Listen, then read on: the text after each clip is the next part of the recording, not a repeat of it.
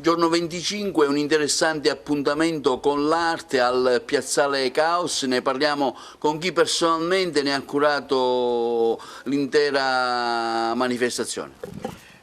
Mi presento a questo grande impegno con un centro culturale presentando circa 30 artisti che vengono da tutte le parti d'Italia. Cosa dire? Noi vi aspettiamo perché è un evento veramente importante.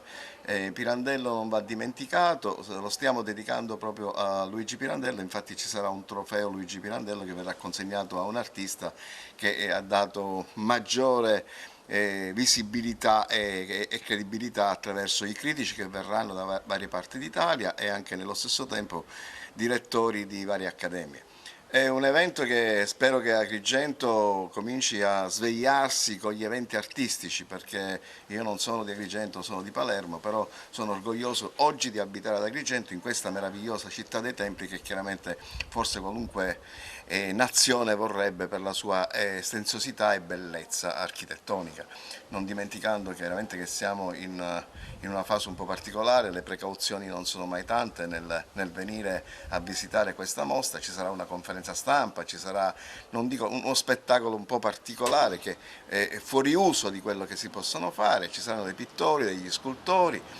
E cosa dire? Vi aspettiamo perché la cosa più importante è credere nell'arte. Ecco, quando apre l'iniziativa, come si svolge effettivamente per chi la vuole venire a vedere? L'iniziativa inizia alle 17:30 con l'apertura del NAS e la presentazione ufficiale dei giudici che hanno visionato queste mostre e questa mostra e nello stesso tempo anche gli scultori.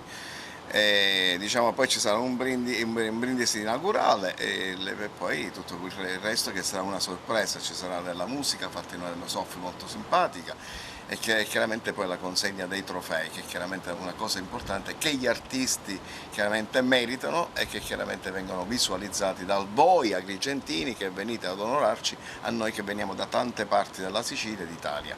Per cui, ripeto, vi aspettiamo il 25 con tanta energia, volontà, amore, tensione e distensione, perché sarà una serata molto ma molto particolare. Cosa dire, il Piazzale del Caos a me mi ha incantato moltissimo, volutamente ho voluto e grazie al professore Barone che ha insistito nel fare questo evento qua. Ci abbiamo messo tutta la nostra grande buona volontà, il nostro entusiasmo, la nostra grande grinta ed eccoci qua, io come direttore artistico e voi come spettatori di un medesimo spettacolo che chiaramente noi aspettiamo di essere gratificati da voi. Per cui vi dico anticipatamente grazie e vi aspettiamo il 25 alle 17:30.